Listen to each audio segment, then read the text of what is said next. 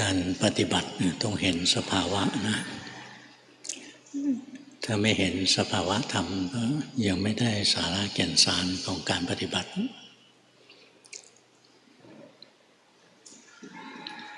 สภาวะก็มีรูปธรรมกับนามธรรม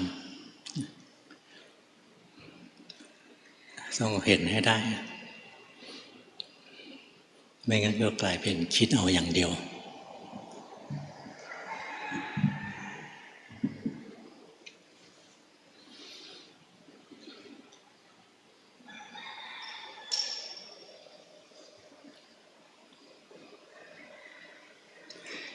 คำว่าเห็นมันก็คล้ายๆเราหลับตาอยู่เนี้ยพอเราลืมตาขึ้นมามันก็เห็นไม่ต้องเจตนาเห็นก็เห็นเองแล้วมีอะไรให้เห็นก็เห็นนั่นแหละ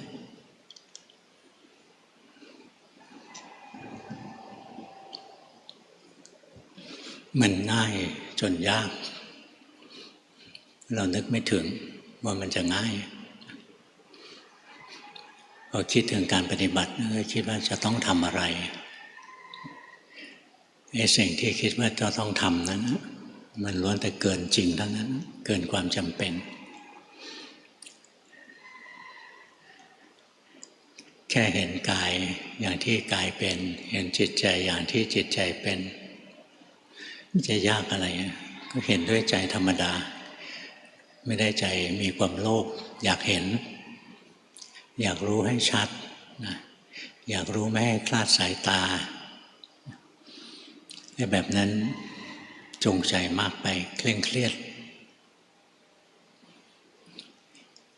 ของง่ายๆนะมันเลยยากเรานึกไม่ถึงว่ามันจะง่ายขนาดนี้ดูเหมือนไม่มีอะไรเลยเคยมีคนถามท่านเว่ยหลางไม่เว่ยหลางก็ฮวงโปจำไม่ได้แล้วน่าจะเว่ยหลาง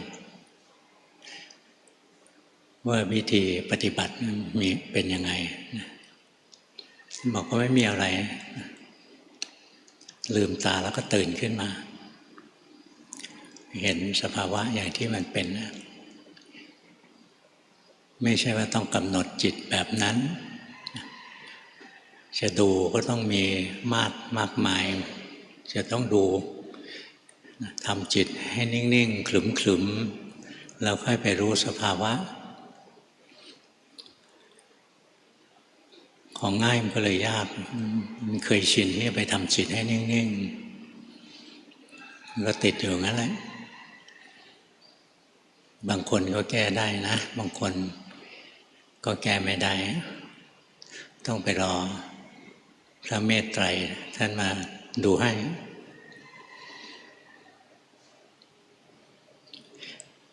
เมื่อภาวนาจับหลักให้แม่นๆเราต้องรู้สภาวะให้ได้ถึงจะเจริญปัญญาได้สิ่งที่เรียกว่าสภาวะนั้นก็มีรูปธรรมกับนามธรรม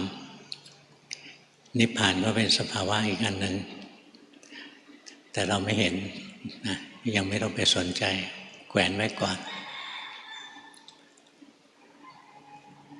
คราวนี้ถ้าเราจะทำจิตให้สงบนะเราก็ดูสภาวะเช่นการหายใจเห็นลมมันไหลเข้ามาเห็นลมมันไหลออกไปทางจมูกถ้าจิตมันสนนักฟุ้งซ่านนักก็มัดจิตด้วยการกำหนดรายละเอียดของการหายใจเช่นหายใจเข้าไปลึกๆแล้วลมไหลเข้าไปลึกๆก็รู้ลมค่อยๆเคลื่อนขึ้นมาก็รู้นะดูเป็นจุดๆขึ้นมาจะกำหนดกี่จุดก็ได้ตามความถนัดแต่พอเราชำนาญในการปฏิบัติจริงไปไล่ไปทำไมเสียเวลาเหนื่อยเปล่าๆเราเฝ้าอยู่ที่ประตูที่จมูกเนี่ยลมไหลเข้าไปก็รู้สึกลมไหลออกไปก็รู้สึกรู้อยู่ที่ตัวลมที่กำลังไหลเข้าลมที่กำลังไหลออก ตัวลมเป็นธาตุมีสภาวะธรรมเป็นธาตุลมเป็นรูปธรรมการที่เรารู้รูปธรรมรู้อย่างต่อเนื่องไปเรื่อยจิตเราก็สงบได้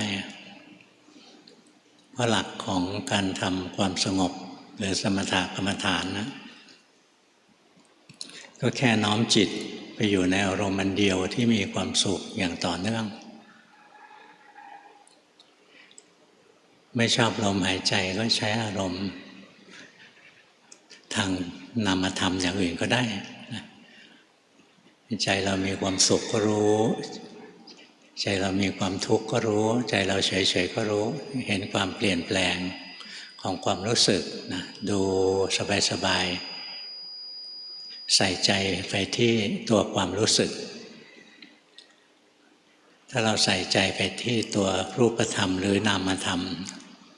เราจะได้สมถกรรมฐานถ้าเราภาวนาจิตเราตั้งมั่นเด่นดวงขึ้นจริงๆมันจะอัปเกรดการปฏิบัติขึ้นสู่วิปัสสนากรรมฐานอย่างถ้าเราเห็นลมเข้าเห็นลมออกนะก็เป็นสมถะเราดูธาตุลมนี่ถ้าเราเห็นธาตุลมมันเป็นของถูกรู้ถูกดูจิตเป็นคนรู้คนดูเนี่ยจิตเริ่มเดินปัญญาแล้วเริ่มเดินปัญญาขั้นต้นแยกรูปธรรมคือธาตุลมกับนามธรรมคือจิตที่เป็นคนรู้ธาตุลมอันนี้เริ่มเดินปัญญาแต่ยังไม่ถึงวิปัสสนาดูไปเรื่อยๆเราก็เห็นธาตุลมนี้มันไม่เที่ยงนะเดี๋ยวมันก็ไหลเข้าเดี๋ยวมันก็ไหลออกเนี่ยเรายังเห็นโดยเจือการคิดอยู่นะก็เป็นการเจริญปัญญาที่สูงกว่าตะกี้นิดหนึ่งนะสูงขึ้นอีกนิดหนึ่งไม่ใช่รู้ลมเฉยๆแต่รู้นะว่าลมเดี๋ยวก็เข้าเดี๋ยวก็ออกไม่เที่ยงนี่ลมนี้มันไม่เที่ยงนี่ ลมนี้มันไม่ใช่ตัวเรานะลมไม่ใช่คนไม่ใช่สัตว์ไม่ใช่เราไม่ใช่เขา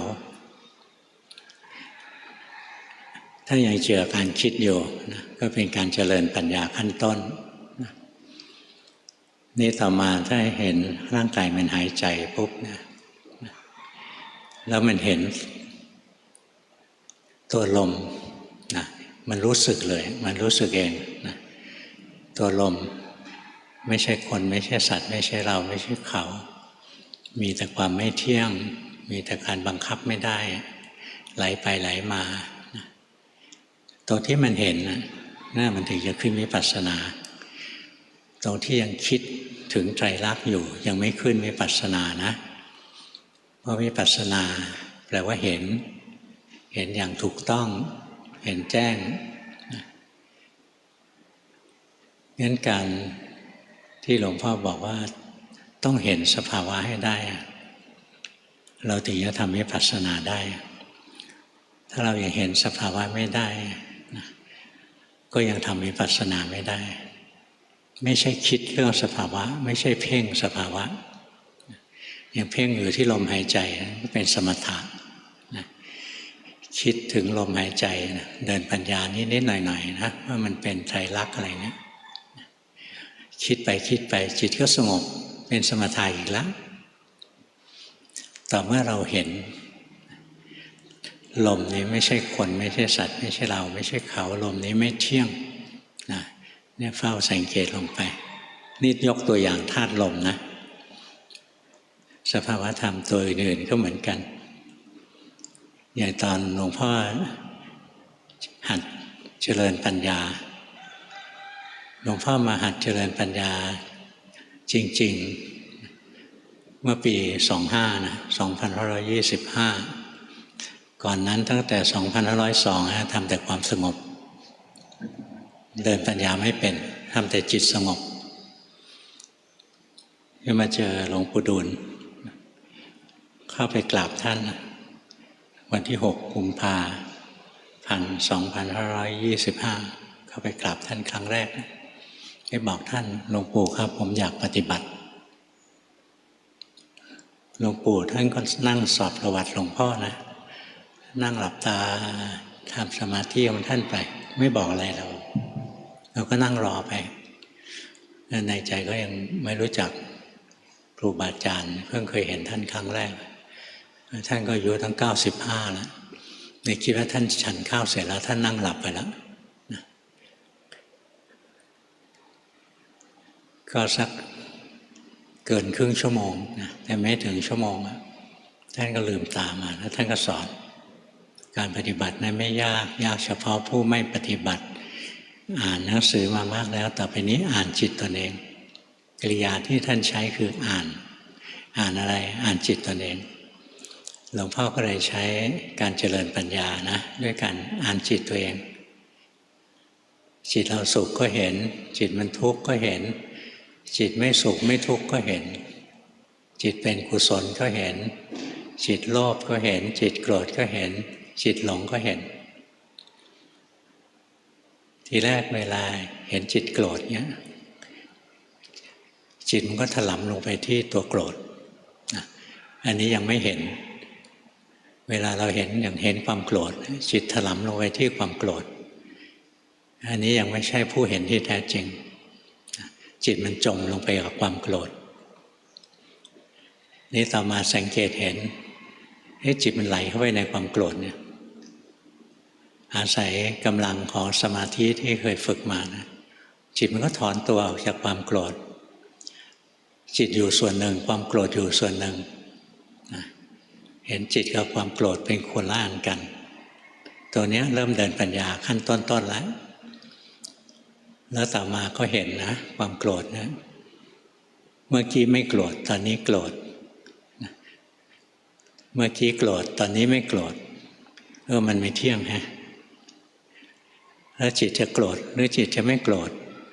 โกรธแล้วจะหายหรือไม่หายสั่งไม่ได้อันนี้เป็นอนัตตา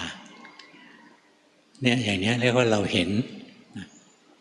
จิตโกรธขึ้นมาเราเห็นแล้ว ความโกรธไม่เที่ยงเป็นทุกข์เป็นอนัตตาความโลภเกิดขึ้นก็เห็นอีกความโลภไม่เที่ยงเป็นทุกข์เป็นอนัตตาความหลงเช่นหลงไปคิดเรื่องโน้นเรื่องนี้เนี่ยมันหลงได้เองอันนี้เป็นอนัตตาหลงไปแล้วพอเรามีสติรู้มันก็ดับความหลงก็ไม่เที่ยงเหมือนกันนะเนี่ยหลวงพ่อเจริญปัญญาด้วยวิธีดูนามธรรมนะแต่จะทำอย่างนี้ได้จิตต้องทรงสมาธิอยู่แล้วนะจิตต้องตั้งมั่นเพราะงั้นในที่หลวงพ่อนั่งฝึกมาแต่เด็กฝึกสมาธิอะไรมันไม่ใช่ของสูญเสียไม่ได้เสียเปล่ามันทำให้จิตเราตั้งมั่นเด่นดวงขึ้นมาเป็นผู้รู้ผู้ตื่นผู้เบิกบานแต่เดิมตอนเด็กๆนะฝึกจนจิตมันตั้งมั่นแล้วไม่รู้ว่าจะเอาไปใช้อะไรต่อเมื่อปี02ไปเรียนกับท่านพ่อหลีท่านสอนหายใจเข้าพุทหายใจออกโทนับ1นับ2นับ3ไปเอามาทำนะจิตมันก็สงบลงไปทีแรกมันก็ออกรู้ออกเห็นอะไรข้างนอกนะฟุ้งซ่านต่อมาก็รู้ว่ามันไม่มีประโยชน์แล้วมันมีโทษออกไปเจอผีเข้าจะทำไงอะไรนะเห็นนรกเข้าจะทำยังไงนะตอนนั้นเด็กๆก็กลัวนะไม่เอาต่อไปนี้ไม่ให้จิตออกแล้วก็หายใจไปจิตจะไหลตามแสงสว่างไปรู้ทันไม่ไหลตามตั้งมั่นขึ้นมาแล้วยังไม่รู้หรอกตอนนั้นเด็กไม่รู้ว่าจิตมันตั้งมั่นหรือไม่ตั้งมั่นนะจน10 ขวบถึงเจอจิตที่ตั้งมั่นเด่นดวงขึ้นมาจริงๆตอนนั้น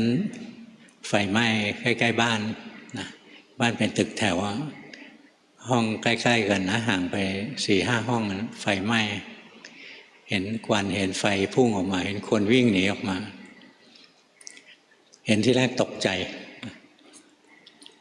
พอตกใจก็วิ่งจะไปบอกพ่อก้าวที่1ตกใจก้าวที่2ตกใจก้าวที่3นะสติมันเห็นปั๊บเข้ามาที่ความตกใจค ความตกใจขาดสะบั้นจิตดีดตัวขึ้นมาผางขึ้นมาเลยนะเป็นผู้รู้ผู้ตื่นผู้เบิกบานไม่ใช่ผู้ตกใจอีกแล้วไม่ใช่ผู้หลงตกใจนะก็เดินไปบอกผู้ใหญ่ว่าไฟไหม้ข้างบ้านแล้วคราวนี้เราก็เห็นคนโน้นตกใจคนนี้ตกใจนะเราเป็นแค่คนวงนอกเราเป็นคนดูปรากฏการณ์ที่กำลังเกิดขึ้น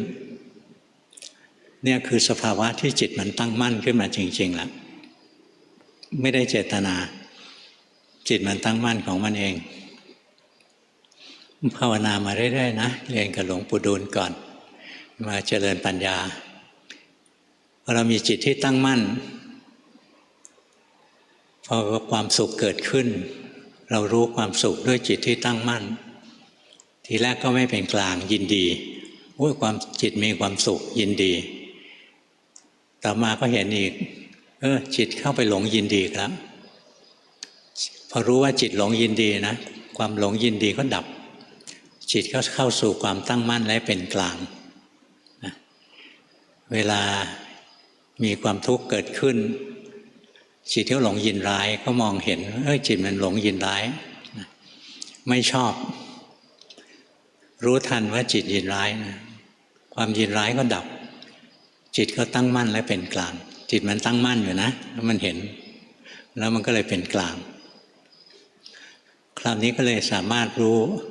สภาวะทุกสิ่งทุกอย่างที่เป็นนามธรรมเนี่ย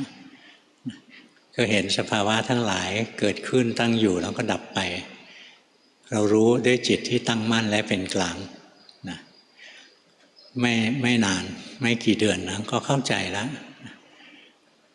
ว่าทุกอย่างเกิดแล้วก็ดับหมดแล้วมันไม่ได้มีตัวมีตนอะไรสักอย่างเดียวนี่เวลาออกไปกราบครูบาอาจารย์นะหลวงพ่อฝึกจิตมันเป็นคนรู้คนดูมตั้งมั่นนะครูบาอาจารย์บางองค์เจอหน้าหลวงพ่อท่านไม่รู้จักชื่อนะท่านเรียกหลวงพ่อว่าผู้รู้หลวงปู่สิมเรียกหลวงพ่อว่าผู้รู้ผู้รู้เวลาเจอท่านไม่ต้องถามนะกรรมฐานนะเจอท่านบอกเลยผู้รู้อย่าทำอย่างนี้อย่างนี้ผิดนะผู้รู้ทำอย่างนี้อย่างนี้ถึงจะถูกอะไรเงี้ยท่านจะบอกเองเรียกผู้รู้ผู้รู้งั้นจิตที่เป็นผู้รู้นะสำคัญมากนะมันคือจิตที่ทรงสัมมาสมาธิส่วนจิตที่เป็นผู้หลงผู้หลงไปคิดผู้หลงไปเพ่งเอาไปทำอะไรได้ก็เอาไปสร้างภพสร้างชาติสร้างทุกข์ขึ้นมาแผดเผาตัวเองไปงั้นต้องพยายามนะฝึกให้จิตเราตั้งมั่นขึ้นมาให้ได้วิธีฝึกให้จิตตั้งมั่นทำได้สองทางอันหนึ่งฝึกเข้าฌานนะแต่ต้องเป็นฌานชนิดที่เป็นสัมมาสมาธิคือประกอบด้วยสตินะพอถึงฌานที่สองเนี่ยตัวผู้รู้มันจะเด่นดวงขึ้นมาในพระไตรปิฎกจะเรียกตัวนี้ว่าเอโกทิภาวะฝ่ายปริยัติเขาจะแปลเอโกทิภาวะว่าสมาธิไม่รู้ไปแปลว่าสมาธิแล้วมันจะไปทำอะไรได้เพราะคณิกะมันก็เป็นสมาธิอุปจาระมันก็เป็นสมาธิแล้วมาเอโกทิภาวะอยู่ในฌานที่สองก็เป็นสมาธิอีกแยกไม่ออกเอโกทิภาวะนั่นคือสภาวะแห่งความเป็นหนึ่งจิตมันเป็นหนึ่งขึ้นมามันตั้งมั่นเด่นดวงขึ้นมาเป็นหนึ่งไม่เป็นสองเป็นสองก็คือเดี๋ยวรู้เดี๋ยวหลงโคลงเคลงคลอนแคลนเดี๋ยวฟูเดี๋ยวแฟบไปงั้นเราต้องฝึกนะให้จิตเราตั้งมั่นขึ้นมาให้ได้คราวนี้ถ้าเราเข้าฌานไม่เป็นก็มีอีกวิธีหนึ่งฝึกสมาธิชั่วขณะคือคณิกะสมาธินี่แหละฝึกให้มากเจริญให้มากนะสุดท้ายจิตก็ตั้งมั่นได้เหมือนกันก็ได้ตัวรู้ขึ้นมาได้เหมือนกันอย่างบางท่านสอนให้ทำกรรมฐานไปจิตหลงแล้วรู้จิตหลงแล้วรู้เนี่ยทีแรกก็หลงยาวๆแล้วถึงจะรู้ถ้าไม่ได้ภาวนามันหลงวันละครั้งนะตั้งแต่ตื่นจนหลับแต่ถ้าเราภาวนาหลงไปสักพักหนึ่งเรารู้ให้หลงไปแล้ว หลงแล้วพอรู้ตัวนะแป๊บเดียวหลงอีกแล้วหลงอีกรู้อีกหลงอีกรู้อีกไปเรื่อยๆตัวหลงมันจะอายุสั้นลงเรื่อยๆจะหลงแคบลงเรื่อยๆตัวรู้มันจะเกิดถี่ขึ้นเรื่อยๆนะแต่คือก่อนหัดใหม่ๆวันหนึ่งบางทีได้ตัวรู้ครั้งสองครั้งนอกนั้นเป็นตัวหลงหมดในหลงแล้วรู้หลงแล้วรู้ฝึกไปในสุดตัวรู้เด่นดวงขึ้นมานะรู้ขึ้นมาถี่ยิบเลยพอฝึกไปช่วงหนึ่งจิตมันจะมีกำลังขึ้นมานะอย่างพวกโยมหลายคนนะจิตมันจะมีกำลังตั้งมั่นขึ้นมารู้เนื้อรู้ตัวโดยไม่เจตนาก็จะดีอยู่พักหนึ่งแหละนะไม่เกิน7 วันก็เสื่อมนะกำลังมันไม่พอหรอกที่จริงไม่ถึง7 วันหรอกนะดีให้หลวงพ่อเห็นแป๊บเดียวเดี๋ยวก็เสื่อมแล้วนะกำลังมันไม่แข็งแรงแต่แล้วถ้าฝึกกรรมฐานนะจิตหลงแล้วรู้จิตหลงแล้วรู้รู้ซ้ำๆไปทุกวันทุกวันมีเวลาเมื่อไหร่ทำเมื่อนั้นไม่ต้องรอก่อนนอนถึงจะทำไม่ได้กินหรอกมีเวลาขึ้นรถไฟฟ้าไปรอรถเข้าแถวอยู่นะก็ดูกายดูใจของเราไปจิตหลงไปก็รู้นะจิตรู้เนื้อรู้ตัวอยู่ก็รู้ฝึกไป5 นาที10 นาทีก็อย่าทิ้งเปล่าๆอย่าเอาแต่เล่นมือถือเนี่ยศัตรูตัวร้ายเลยนะนั่งจ้องกันอย่างนี้นะ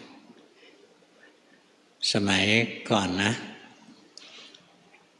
มีโทรศัพท์มือถือแบบกดปุ่มนะเล่นอะไรไม่ได้หรอกกดปุ่มส่งข้อความได้นิดๆหน่อยๆอะไรเงี้ยหลวงตามหาบัวท่านยังเรียกว่าเทวทัตเลยตัวเนี้ยถ้ามาเจอมือถือรุ่นนี้นะต้องสุดที่ท่านจะบัญญัติแล้วท่านบัญญัติเทวทัตไปแล้วแยกกว่านั้นหาไม่ได้แล้วนะมือถือรุ่นนี้ทำลายสติได้เฉียบขาดที่สุดเลยดูได้ทั้งวันหลวงพ่อออกไปธุระข้างนอกนะเห็นคนขับมอเตอร์ไซค์นะมันยังดูเลยนะมันยังดูเลยนะยิ้มไปยิ้มมานานๆก็เลยหน้าขึ้นมาทีนึงโอ้ยพวกนี้นะมันทำลายสติไปหมดนะเพราะงั้นพยายามฝึกตัวเองนะมีเวลาหัดรู้ตัวไว้ทำกรรมฐานสักอย่างหนึ่งจิตหลงไปแล้วรู้จิตหลงแล้วรู้ฝึกบ่อยๆจิตจะมีกำลังตั้งมั่นเด่นดวงขึ้นมามีพวกเราหลายคนนะจำนวนมากเลยที่ทำอย่างที่บอกเนี่ยถึงเวลาก็มาส่งกันบ้านหลวงพ่อจิตดีจิตตั้งมั่นมีกำลังนะผ่านไปอีกวัน2 วันเสื่อมหมดแล้วนะเพราะว่าอะไรสมาธิมันยังไม่พอต้องฝึกอีกฝึกจนมันตั้งมั่นได้จริงๆไม่ใช่ตั้งได้อดทนหน่อยนะตั้งทนหน่อยไม่ใช่ตั้งได้แวบเดียวนะตั้งได้แวบเดียวยังเอาไปเจริญปัญญาไม่ทันนะต้องฝึกจนมันกระทั่งมันเป็นผู้รู้ให้ได้อะนะถ้าจิตเราตั้งมั่นขึ้นมาได้อย่างแท้จริงแล้วเนี่ยการเจริญปัญญาเนี่ยถึงจะทำได้จริงถ้าจิตเราตั้งมั่นเนี่ยแค่สติระลึกรู้ร่างกายนะมันจะเห็นร่างกายเป็นของถูกรู้จิตเป็นคนรู้ร่างกายอย่างขณะนี้ร่างกายนั่งมันเห็นในร่างกายที่นั่งอยู่นะเป็นของถูกรู้ไม่ใช่จิตหรอกจิตเป็นคนไปเห็นมันเข้านะแล้วร่างกายที่มันนั่งอยู่เนี่ยมันไม่ใช่ตัวเราหรอกเป็นแค่ก้อนธาตุเหมือนหุ่นยนต์ตัวหนึ่งอ่ะเอามาตั้งไว้บนเก้าอี้เนี่ยมันจะรู้สึกนะมันไม่ใช่เราหรอกมันไม่ใช่คนหรอกมันเหมือนแค่หุ่นยนต์ตัวหนึ่งเท่านั้นเองอย่างขณะนี้นั่งอยู่นะถ้าใจเราตั้งมั่นเราจะเห็นร่างกายที่นั่งอยู่เนี่ยไม่ใช่เรานะแต่ถ้าจิตเราไม่ตั้งมั่นได้ยินหลวงพ่อพูดว่าร่างกายไม่ใช่เราแต่จิตเราไม่ตั้งมั่นเราก็มองไปที่กายแล้วเราก็คิดเอากายไม่ใช่เราอันนี้ยังไม่ใช่วิปัสสนานะยังคิดอยู่แต่ถ้าเราจิตตั้งมั่นจริงดูลงที่กายนะไม่ใช่เราอ่ะไม่ต้องคิดเลยว่าเราหรือไม่เราเพราะมันไม่ใช่เรามันเห็นอยู่ต่อหน้าต่อตาความสุขความทุกข์เกิดขึ้นในร่างกายนั่งแล้วคันสังเกตไหมทีแรกนั่งฟังหลวงพ่อนี่ไม่คัน หลวงพ่อพูดคำว่าคันสังเกตไหมเริ่มคันนะจิตมันเริ่มไปสนใจนี่จะคันตรงไหนดีบางคนชักร้อนแล้วนะอย่างเงี้ยตะกี้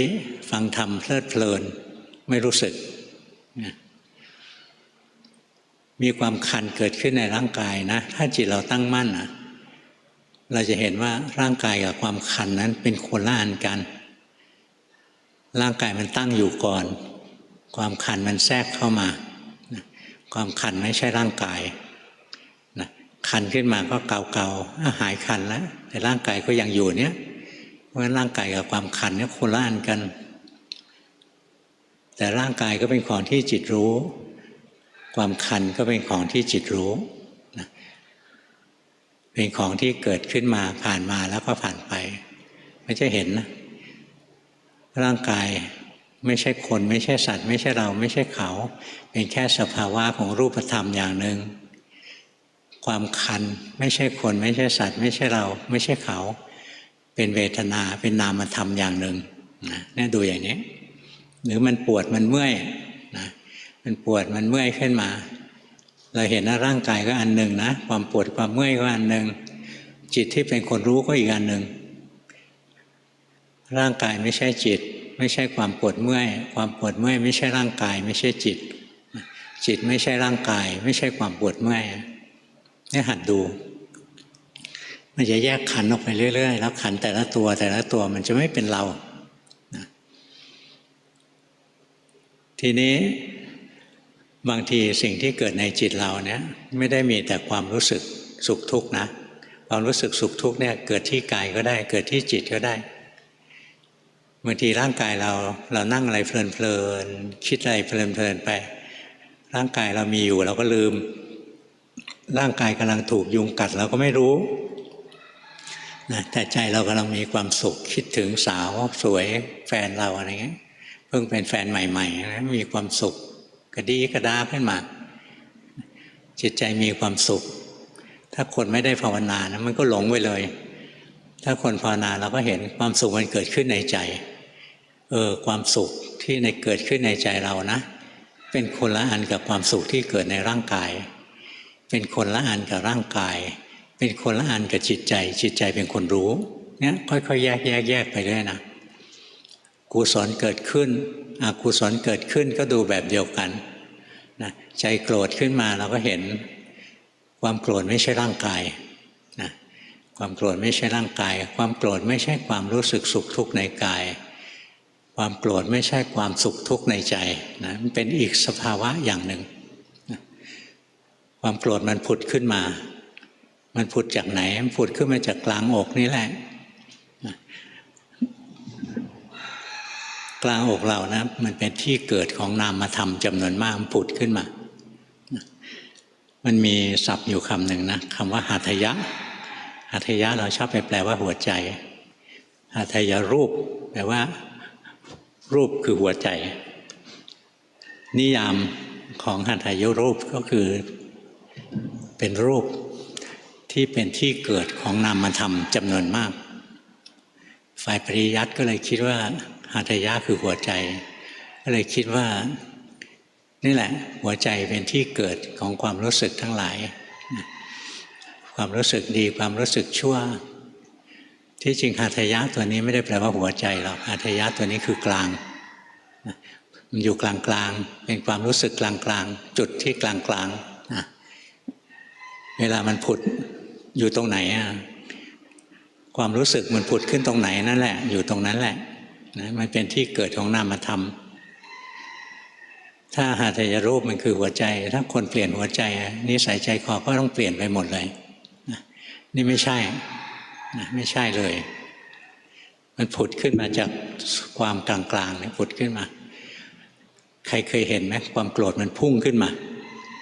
ถ้ามันแรงนะมันพุ่งขึ้นถึงหัวเลยนะถ้ามันพุ่งขึ้นถึงหัวนี่ก็คือความโกรธมันกดหัวเราแล้วความรักเกิดขึ้นมันก็พุ่งขึ้นมาครอบหัวเราอีกนะแต่ถ้ามันพุ่งขึ้นมาเราเห็นนะมันหมดสภาพไปไม่ครอบงำถ้ามันขึ้นราคะโทสะอะไรโมหะขึ้นมาถึงครอบหัวเราได้นะ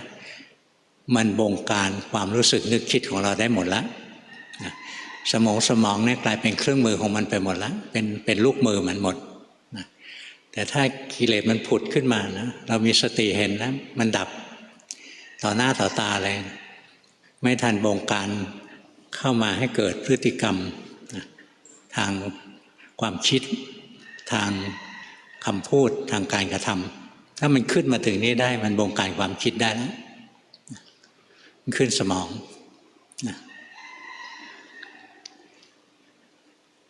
เพราะงั้นต่อไปนี้นะถ้าจิตเราตั้งมั่นจริงเราเห็นความโกรธผุดขึ้นมาความโกรธเกิดเองว่ะไม่ได้เจตนาจะโกรธมันโกรธได้เองความโลภไม่ได้เจตนาจะโลภมันโลภได้เองมันโกรธขึ้นมาแล้วสั่งมันเฮ้ยหายโกรธสั่งไม่ได้นี่คืออนัตตาตรงที่มันเกิดขึ้นเองนะแล้วมันไม่อยู่ในอำนาจบังคับนี่เรียกว่าเราเห็นอนัตตานะเราทำวิปัสสนาอยู่นะเนี้ยหรือเราเห็นจิตตะกี้ไม่โกรธจิตตรงนี้โกรธจิตที่ไม่โกรธนี่ก็ไม่เที่ยงนะจิตตรงนี้โกรธนะจิตมันกลายเป็นอดีตแล้วนะมันกลายเป็นจิตเมื่อกี้โกรธจิตตรงนี้ไม่โกรธเป็นตัวรู้ว่าจิตตะกี้โกรธจิตโกรธนี่ก็ไม่เที่ยงจิตไม่โกรธก็ไม่เที่ยงนะเนี่ยจะเห็นถ้าเห็นความไม่เที่ยงนะมันจะเห็นจิตที่โกรธเกิดแล้วก็ดับไปจิตที่ไม่โกรธเกิดแล้วก็ดับไปมีแต่เกิดแล้วดับไปเกิดแล้วดับไปไม่เที่ยงแล้วมันเกิดมันก็เกิดตามเหตุปัจจัยของมันนะอย่างเรากระทบอารมณ์ที่ไม่ดีเราตรึกไปในทางพยาบาทวิตกนะโทสะก็พุ่งขึ้นมานะขึ้นมาครอบหัวเรานะมันมีกระบวนการทำงานของมันมันไม่ใช่เราหรอกมันทำงานของมันได้เองมันโกรธแล้วสั่งให้หายโกรธก็ไม่ได้มันรักแล้วสั่งให้หายรักก็ไม่ได้มันเสียใจสั่งให้หายเสียใจก็ไม่ได้นี่คืออนัตตานะเพราะเวลาเราภาวนานะต้องเห็นสภาวะนะถ้าเห็นสภาวะของรูปธรรมเราก็จะเห็นว่าตัวรูปธรรมนะร่างกายเนี้ยไม่ใช่ตัวเราไม่ใช่ของเรามีแต่ของไม่เที่ยงเป็นแต่วัตถุเป็นแต่ก้อนธาตุมีธาตุไหลเข้ามีธาตุไหลออกนะแล้วก็ร่างกายเนี้ยเป็นทุกข์มันถูกบีบคั้นอยู่ตลอดเวลาหายใจเข้าก็ทุกข์หายใจออกก็ทุกข์นั่งอยู่ก็ทุกข์ยืนอยู่ก็ทุกข์เดินอยู่ก็ทุกข์นอนอยู่ก็ทุกข์นะมีแต่ความทุกข์บีบคั้นอยู่ถ้าเห็นก็เป็นวิปัสสนาถ้าคิดอยู่ก็ยังไม่เป็นวิปัสสนานะถ้าดูนามธรรมก็มีเวทนาทางกายเวทนาทางใจสังขารคือความปรุงดีปรุงชั่วทางใจสัญญาคือความจำได้หมายรู้ตัวนี้เข้าใจยากนิดหนึ่งความจำได้ยังพอเข้าใจนะการหมายรู้นี่เข้าใจยากขึ้นไปนิดหนึ่งจำได้เช่นเราจำได้ว่านี่สีเขียวนี่สีแดงนี่คือต้นไม้นะนี่คือคนชื่อนี้ชื่อนี้นี่คือหมานะอะไรเงี้ยอย่างนี้จำได้หมาตัวนี้ชื่อนี้อะไรจำได้นะอันนี้เป็นความจำนะความจำนี้เที่ยงไหมไม่เที่ยงบางคนก็เป็นอัลไซเมอร์ลืมจำไม่ได้แล้วนะเพราะฉะนั้นความจำก็ไม่เที่ยงนะไม่ต้องอัลไซเมอร์หรอกเคยเป็นไหมบางทีเห็นหน้าเพื่อนปุ๊บนึกชื่อมันนึกไม่ออกคุยกันมันไปประเดี๋ยวหนึ่งคิดออกอะไรเงี้ยจะจำได้จำไม่ได้ยังสั่งไม่ได้เลยบางทีเราสั่งนะจำคนนี้นะต้องจำนะคนนี้มันก่อกวนมากต้องระวังมันอะไรเงี้ยจำไม่ได้สุดท้ายก็จำไม่ได้เนี่ยความจำนะมันก็ไม่เที่ยงเดี๋ยวก็จำได้เดี๋ยวก็จำไม่ได้บางทีบางเรื่องลืมไปตั้ง10 ปีแล้วอยู่ๆก็นึกขึ้นมาได้ความจำอีกลักษณะหนึ่งนะเป็นการจำสัญลักษณ์อย่างทีแรกเราเห็นไฟเขียวเรารู้ว่านี่ไฟเขียวอันนี้เป็นสัญญาความจำเบสิกจำได้ต่อไปไฟเขียวแปลว่าให้ขับรถไปได้อะไรเงี้ยเนี่ยจำสัญลักษณ์แปลความหมายได้นี่เรื่องของความจำนะบางทีก็จำได้บางทีก็จำไม่ได้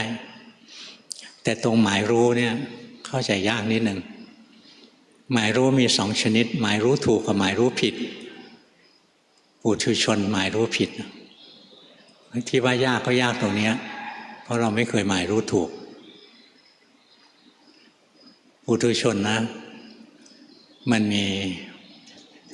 มานะมีความถือตัวมีมานานุสัยมีอนุสัยกิเลสที่จะถือตัวมีกิเลสหลายตัวนะที่มันจะทำให้เราหมายรู้ผิดอย่างเราเห็นเรามีอัตวาทุปาทานด้วยนะเราคิดว่าตัวเรามีจริงๆนะตัวตนมีจริงๆอะไรเงี้ยไอ้นี่มันมาจากการหมายรู้ผิดทั้งนั้นนะหมายรู้ผิดก็เลยคิดผิดแล้วก็เลยเชื่อผิดหมายรู้ผิดเขาเรียกว่าสัญญาวิปลาสคิดผิดเขาเรียกจิตตวิปลาสนะเชื่อผิดเรียกว่าทิฏฐิวิปลาสปุถุชนมีทิฏฐิวิปลาสยังเห็นว่าตัวเรามีอยู่จริงๆนี่คือทิฏฐิวิปลาสนะต้องภาวนาแยกธาตุแยกขันธ์ไปเรียกว่าวิภัชชวิธีจับสิ่งที่เรียกว่าตัวเรานะมาแยกเป็นส่วนๆร่างกายก็ไม่ใช่เราเวทนาคือความสุขทุกข์ไม่ใช่เรานะกุศลอกุศลไม่ใช่เราจิตเองก็ไม่ใช่เราเกิดดับบังคับไม่ได้เหมือนกันนะพอแยกออกไปแล้วเพราะว่าเราไม่มีนะวิธีเรียนวิปัสสนากรรมฐานเนี่ยจะเป็นวิธีเรียนที่เรียกว่าวิภัชชวิธีวิภัชคือการจำแนกสิ่งที่เราเรียกว่าตัวเราเนี่ยออกเป็นส่วนๆแล้วพบว่าแต่ละส่วนไม่ใช่ตัวเราเหมือนเรามีรถยนต์1 คันเราคิดว่ารถยนต์มีอยู่จริงๆพอเรามาถอดรถยนต์เป็นชิ้นๆนะลูกล้อไม่ใช่รถยนต์พวงมาลัยไม่ใช่รถยนต์ตัวถังไม่ใช่รถยนต์เบาะไม่ใช่รถยนต์แยกไปหมดนะสายไฟไม่ใช่รถยนต์สกรูน็อตอะไรไม่ใช่รถยนต์สุดท้ายรถยนต์หายไปแล้วไม่มีรถยนต์ก็เช่นเดียวกับสิ่งที่เรานึกว่าตัวเราเนี้ยพอเราแยกสภาวะได้รูปธรรมส่วนหนึ่งเวทนาส่วนหนึ่งสัญญาส่วนหนึ่งสังขารคือความปรุงดีปรุงชั่วส่วนหนึ่งจิตเป็นคนรู้อยู่อีกส่วนหนึ่งแล้วเราจะพบว่าตัวเราไม่มีหรอก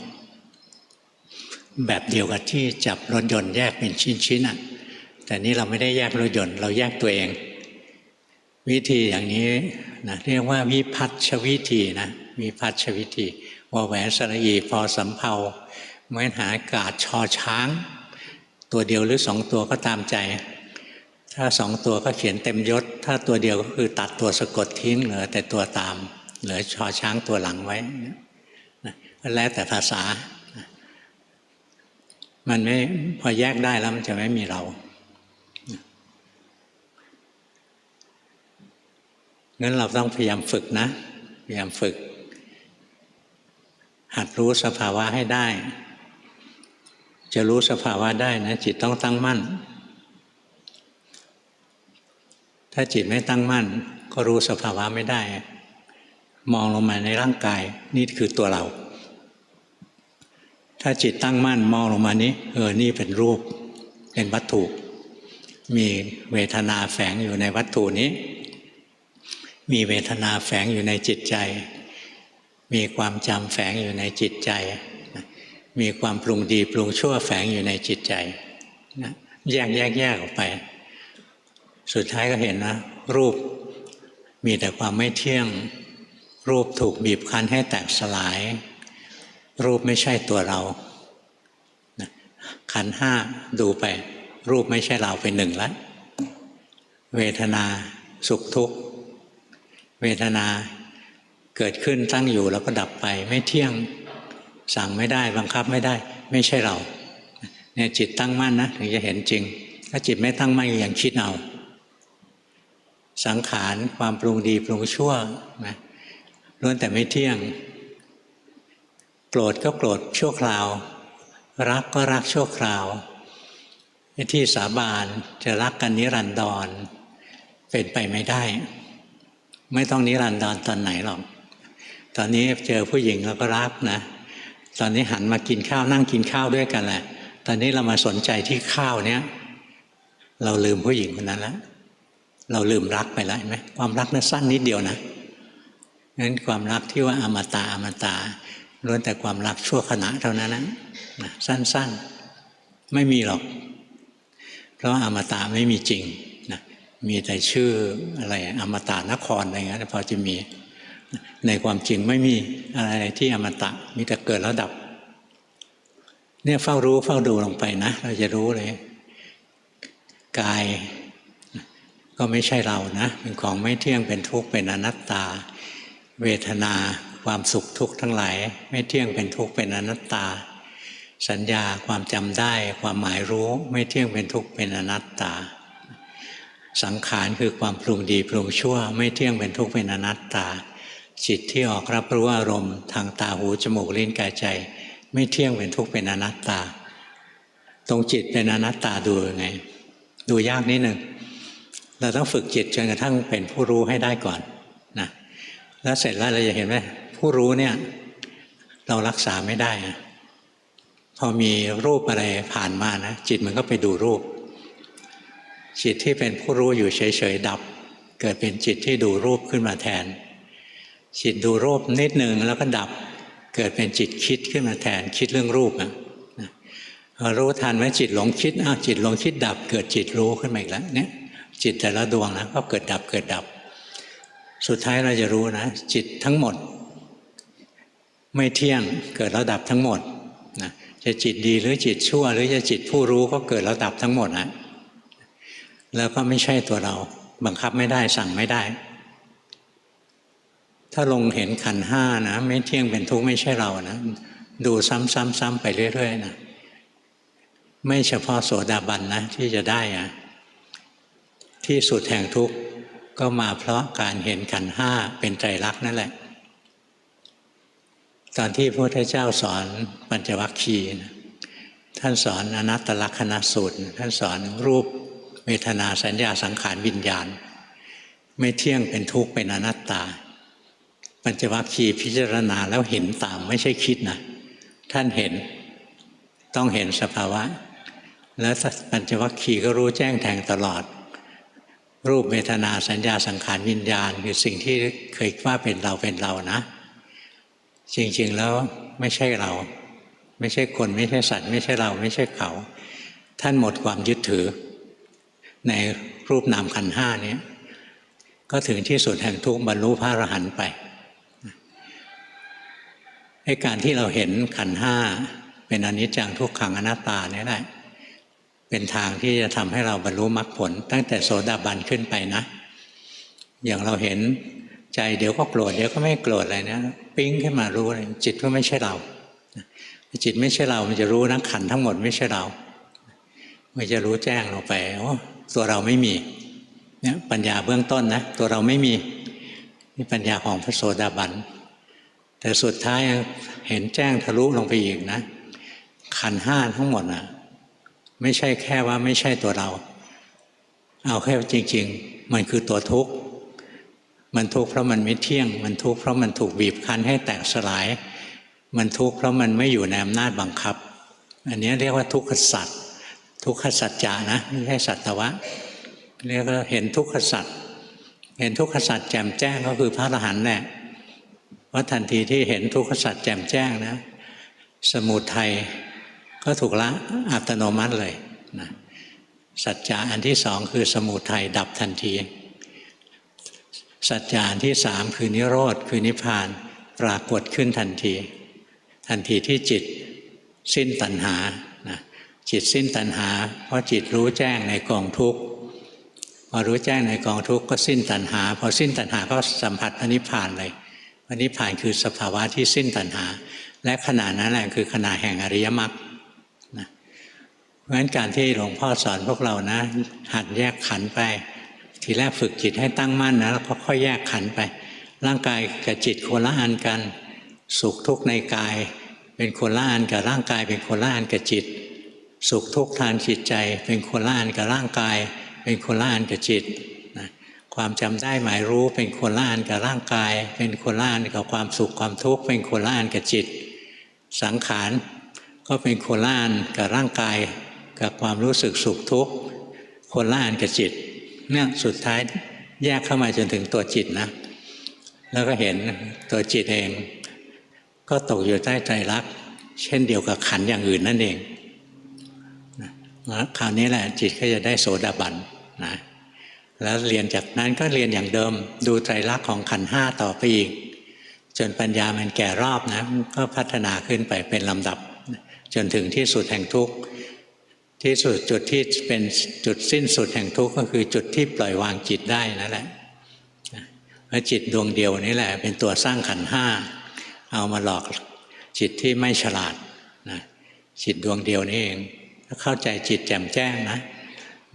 ไม่สามารถสร้างขันธ์ให้เราได้อีกต่อไปแล้วจิตมันจะเข้าถึงความเป็นธาตุธาตุตัวนี้ก็เรียกว่าวิญญาณธาตุหรือธรรมธาตุก็แล้วแต่จะเรียกเป็นสภาวะที่ว่างนะเป็นสภาวะที่ไม่มีอะไรปรุงแต่งนะมันพ้นจากความปรุงแต่งสิ้นเชิงตัวเนี้ยไม่แก่ไม่เจ็บไม่ตายอะไรกับใครเขาหรอกเพราะตัวที่แก่ตัวที่เจ็บที่ตายมันคือตัวขันธ์ห้าตัวที่มันพ้นจากขันธ์ห้านะมันก็พ้นจากความแก่ความเจ็บความตายไปด้วยในตัวเอง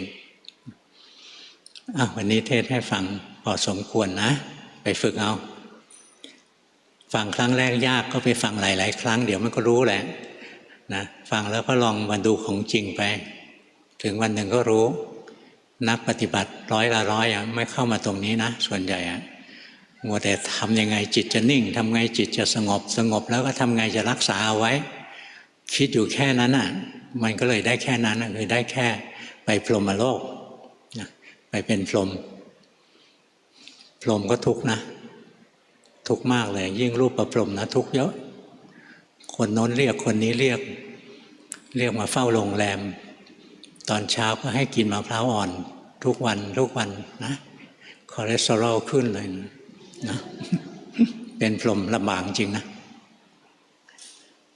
ต่อไปส่งกันบ้านเบอร์ 1เป็นคนฟุ้งซ่านมากเครียดและวิตกกังวลทำในรูปแบบจึงใช้การนั่งสมาธิดูลมหายใจพร้อมกับฟังเทศน์เริ่มต้นจะบังคับมากสักพักจะสงบลงจนเห็นหลงแล้วรู้ได้สักพักก็กลับไปเครียดใหม่มีวันหนึ่งได้ยินเสียงหลวงพ่อเทศว่ามันง่ายจิตมันเปลี่ยนมุมมองตามเสียงที่เทศและทำให้จิตมันแยกออกมาเห็นหลงดับและรู้เกิดแบบง่ายๆเห็นจิตเบาสบายทำถูกต้องไหมคะ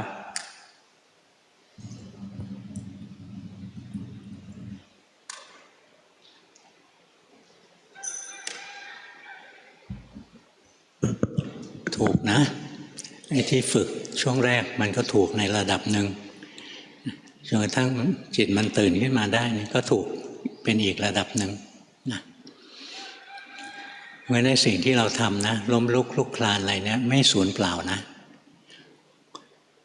ทีแรกลองผิดลองถูกล้มลุกคลุกคลานจิตไม่ตั้งมั่นสักทีนะพยายามไปเรื่อยๆนะถึงจุดหนึ่งหมดความพยายามปุ๊บจิตตั้งมั่นขึ้นมาเลยหมดโลภะจิตตั้งมั่นขึ้นมาได้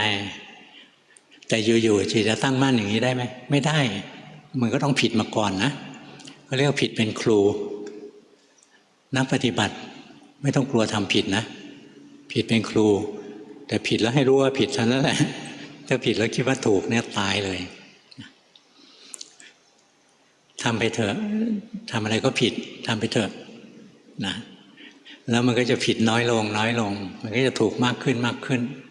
นะถ้าคิดทำให้ถูกผิดทันทีเลยเพราะมันเป็นอนัตตาไม่มีใครทำได้หรอกแต่ทำเหตุของมันไปเรื่อยๆทำเหตุให้เกิดสติคือหัดเห็นสภาวะเนืองๆทำเหตุให้เกิดปัญญาคือหัดแยกธาตุแยกขันธ์ดูธาตุดูขันธ์แสดงไตรลักษณ์นะสุดท้ายปัญญาก็เกิดก็ต้องทำเอาก่อนที่จะไม่ทำนะต้องทำเอาก่อนถูกแล้วเบอร์สองเมื่อกี้ก่อนที่หลวงพ่อจะเรียกดีนะตรงนั้นดี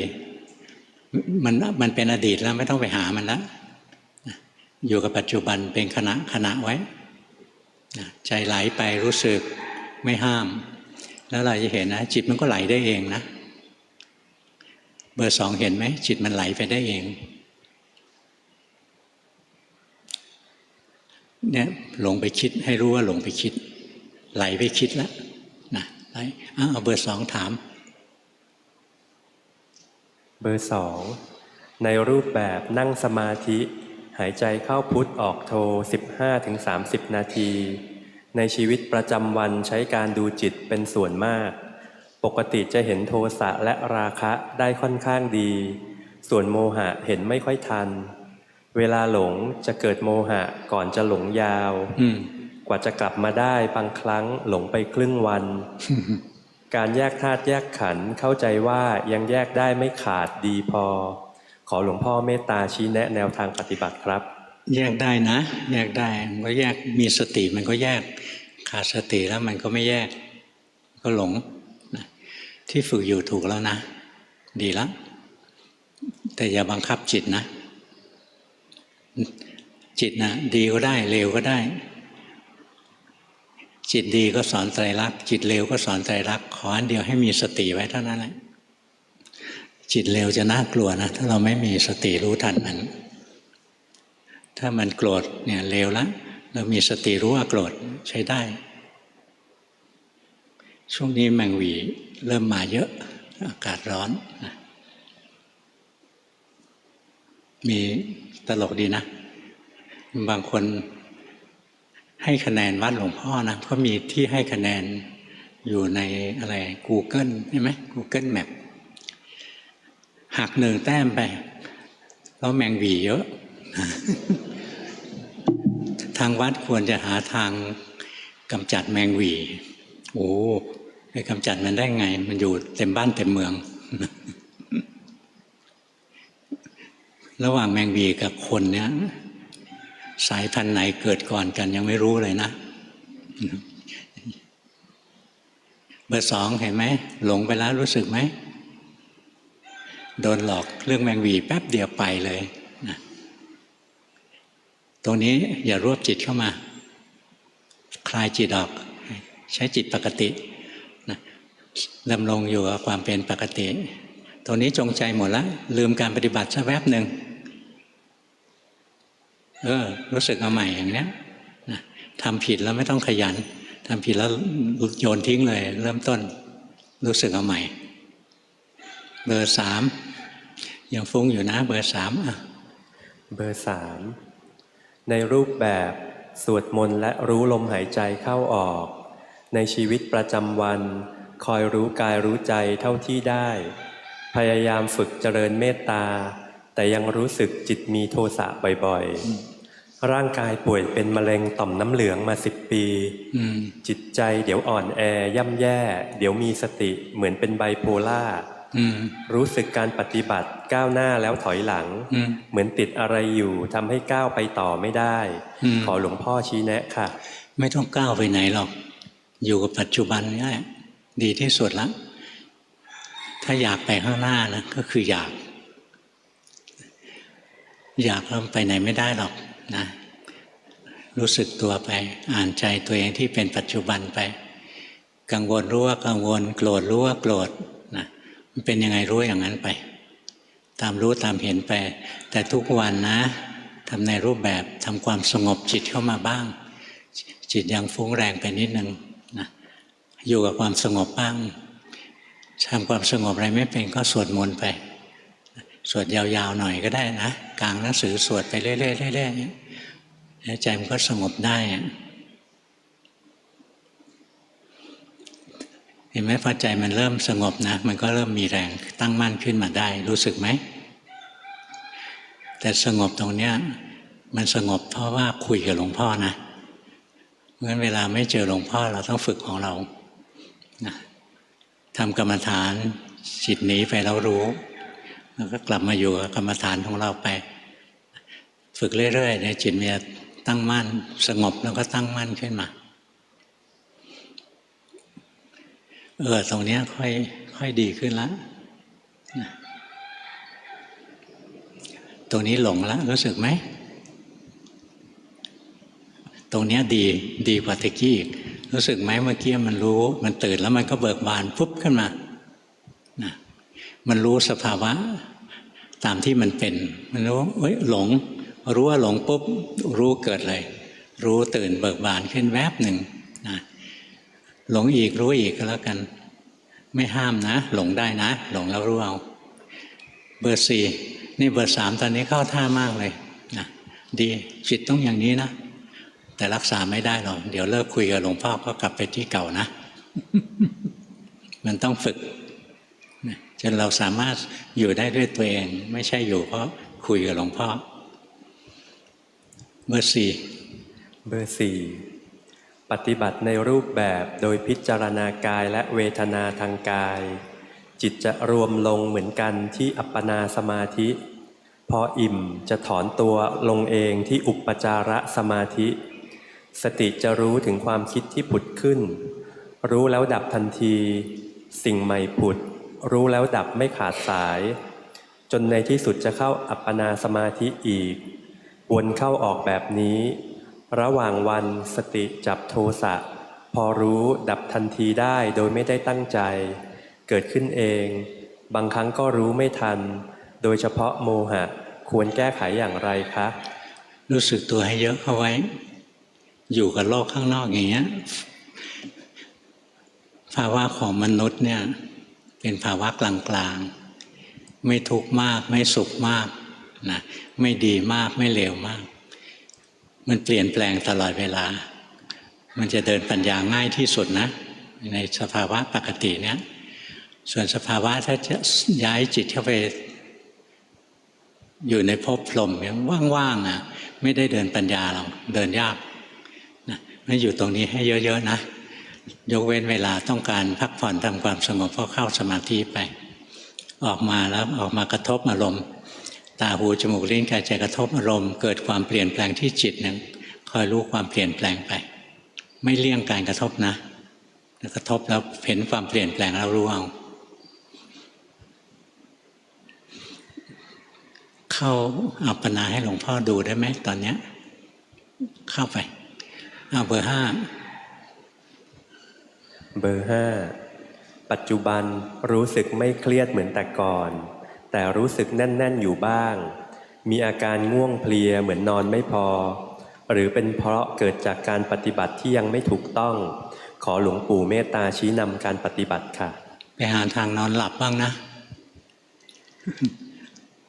มันจิตมันเหมือนร่างกายมันเหมือนพักไม่พอจิตมันพักไม่พอนะเราก็ต้องให้ธาตุขันธ์มันได้พักบ้างที่ฝึกอยู่ก็ดีนะใช้ได้อยู่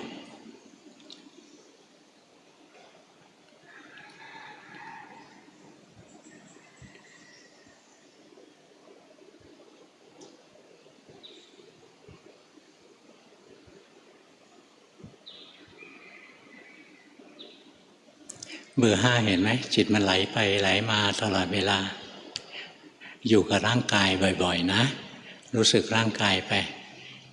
ร่างกายเคลื่อนไหวรู้สึกร่างกายหยุดนิ่งรู้สึกร่างกายหายใจรู้สึกเลยนะคอยรู้สึกกายบ่อยๆนะสมาธิมันจะแข็งแรงขึ้นนะดีแล้วล่ะค่อยๆพัฒนาไปเบอร์หกในชีวิตประจำวันพยายามสวดมนต์ในใจเวลาที่นึกได้จิตเผลอจับอารมณ์เบาสบายเฉยๆบ่อยๆเวลาทำในรูปแบบบริกรรมบทสวดแล้วจับลมหายใจเข้าออกนับหนึ่งนับได้ประมาณ10-20ก็หลุดเผลอบ่อยลอยและหลงเก่งความรู้สึกตัวน้อยมากขอคำชี้แนะจากหลวงพ่อด้วยค่ะอายุคนนะถ้าสัก4 รอบขึ้นเนี่ยควรจะเอากายมาช่วยนะเพราะถ้าดูจิตล้วนๆแล้วกำลังของสมาธิเรายังไม่แข็งแรงนะมันจะเคลิ้มง่ายรู้สึกร่างกายบ่อยๆนะร่างกายเคลื่อนไหวรู้สึกร่างกายเคลื่อนไหวรู้สึก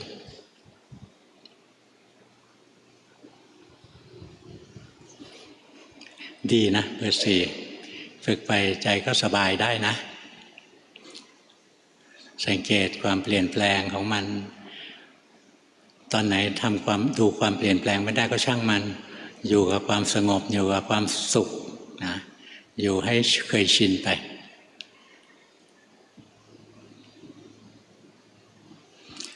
เบอร์5ยังฟุ้งเยอะนะเบอร์5ยังฟุ้งอยู่งั้นต้องอยู่กับเครื่องอยู่ให้เยอะๆนะเบอร์6ก็ดีแล้วล่ะนะ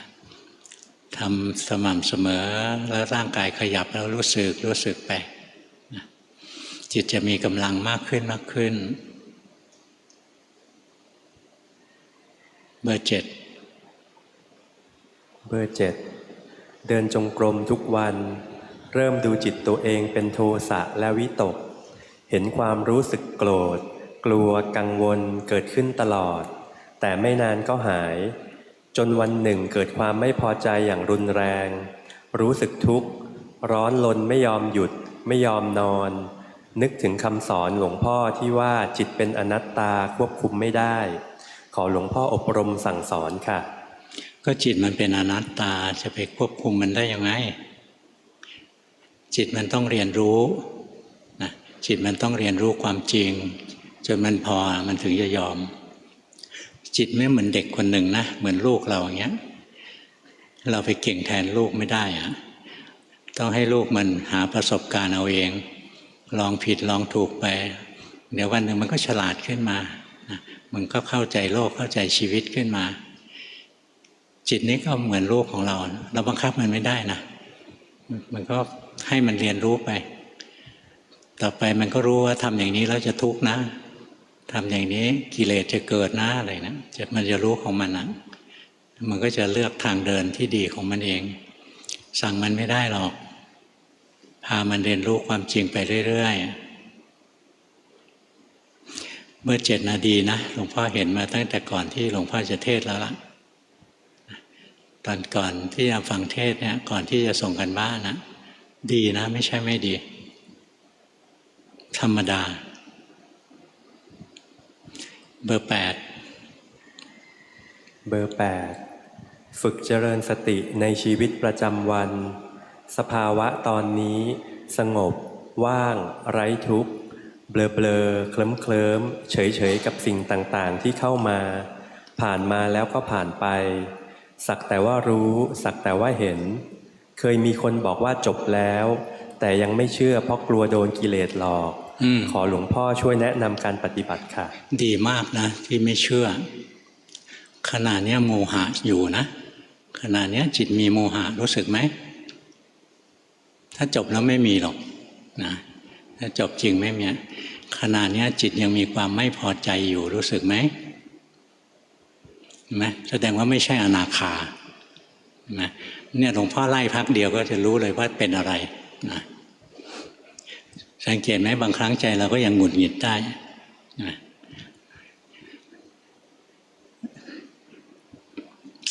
เอาไงดีเนาะ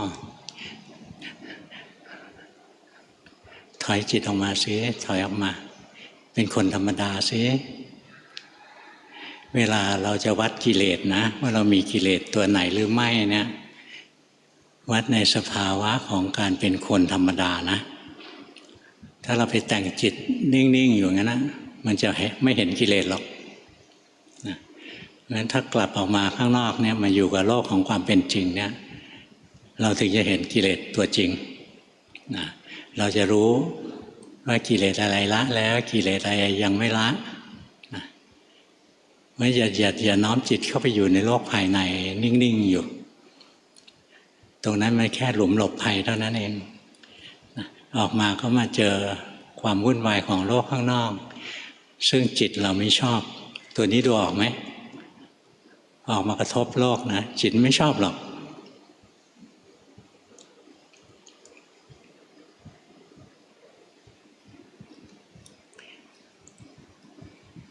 เบอร์4นะมันยังไม่ได้เข้า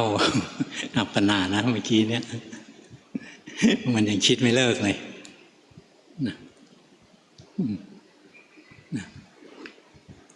เนี่ยตรงเนี้ยที่ผิดตรงเนี้ยนะที่ผิด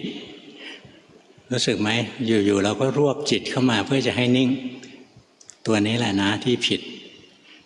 เวลาเข้าอัปปนาจริงไม่ต้องไปแต่งจิตอยู่กับอารมณ์ปกตินี่แหละแล้วจิตมันรวมลงไปด้วยความมีสตินะ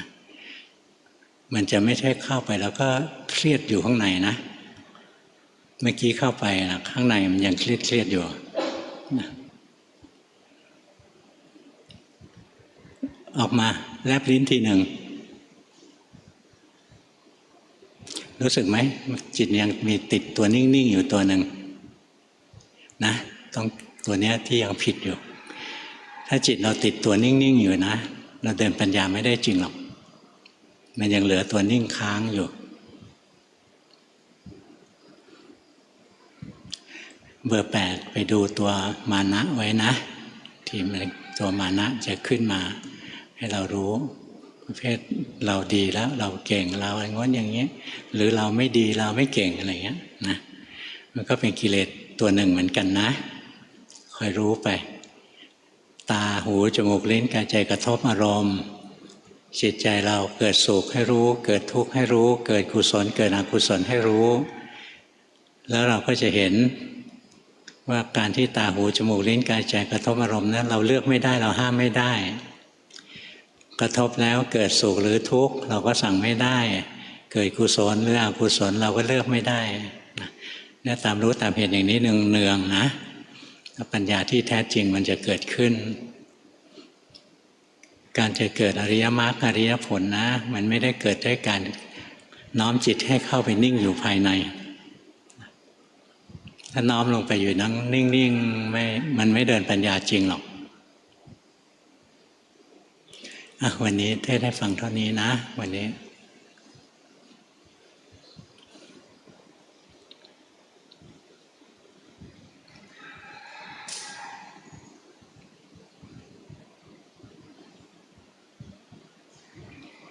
สังเกตไหมใจเราเป็นยังไงตอนที่นั่งฟังหลวงพ่อเทศนะใจเราเป็นแบบหนึ่งตอนที่หลวงพ่อตรวจกันบ้าน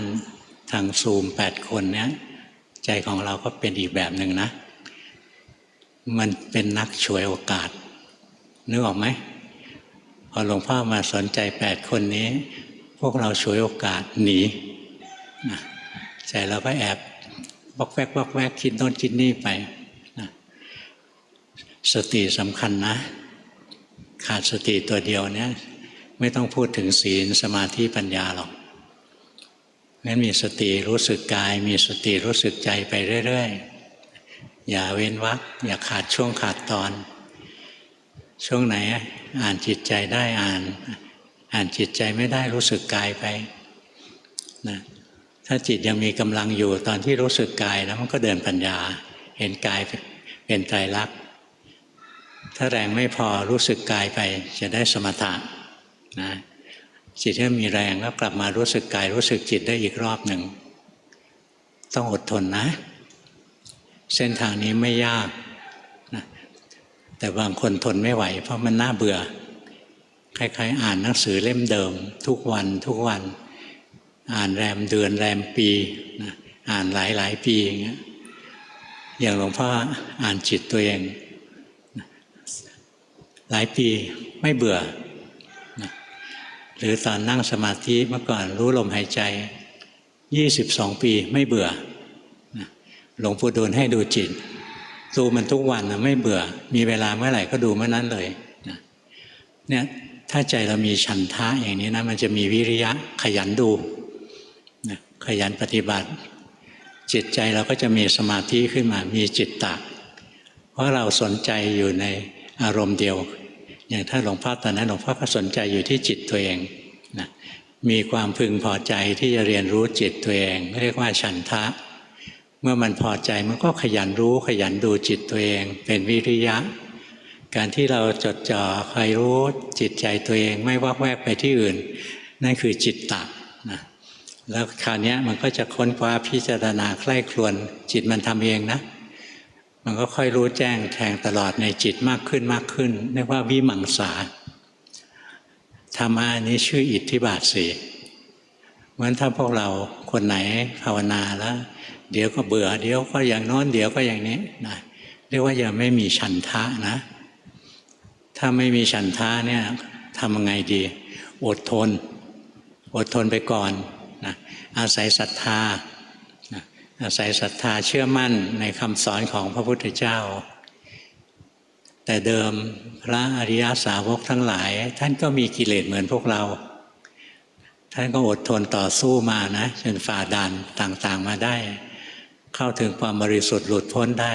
เข้าถึงสันติสุขที่แท้จริงได้เราก็เป็นคนเท่ากับท่านนะอยู่ที่ว่าจะเป็นคนใจถึงจริงอย่างท่านไหมเท่านั้นแหละอย่ายอมแพ้อย่าอ่อนแออดทนไว้ขยันรู้ขยันดูไปขี้เกียจวันนี้เกิดขี้เกียจขึ้นมาขี้เกียจก็ไม่ว่าเองขี้เกียจไปแต่ข้าจะดูของข้าต่อท้อใจก็ได้นะเองท้อไปข้าจะดูต่อต้องอย่างนี้นะมันถึงจะใช้ได้พอเราดูไปเรื่อยๆนะกิเลสมันทนสติทนปัญญาไม่ได้หรอกนะดูไปเรื่อยๆแล้วเราก็จะเข้าใกล้พระพุทธเจ้ามากขึ้นวันใดที่เราเข้าใจจิตตนเองนะเราก็จะเข้าใจถึงพระพุทธเจ้านะวันใดที่ปล่อยวางจิตตนเองได้นะเราก็จะเป็นอันหนึ่งอันเดียวกับพุทธะจิตนั่นแรกคือพุทธะขึ้นมาเชิญกลับบ้านเบอร์ 2ไปแต่งจิตให้นิ่งแล้วเบอร์ 4ยังฟุ้งอยู่นะ